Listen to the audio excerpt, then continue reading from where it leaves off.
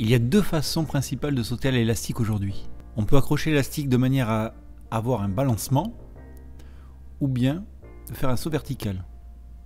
Dans les deux cas, après le premier saut effectué, on a une oscillation verticale ou horizontale.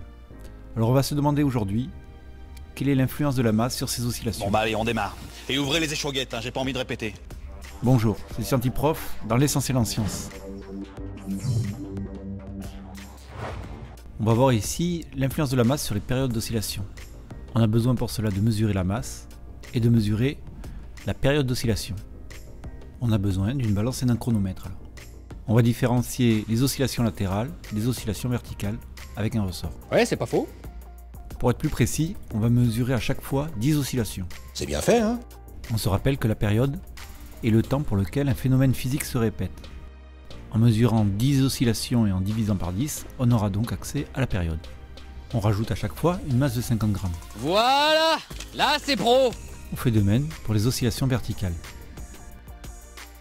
On peut constater tout de suite que la période augmente lorsque les masses augmentent. C'est mortel! Ouais, c'est mortel! J'organise ensuite mes résultats dans deux tableaux. Le premier pour les oscillations horizontales, le deuxième pour les oscillations verticales. Oui, enfin, je me comprends. La représentation graphique des résultats nous montre tout de suite que les oscillations horizontales ne dépendent pas de la masse. En effet, pour un pendule simple, la période ne dépend pas de la masse. Pour les oscillations avec un ressort, on constate que l'on dépend de la masse, mais par contre ce n'est pas proportionnel.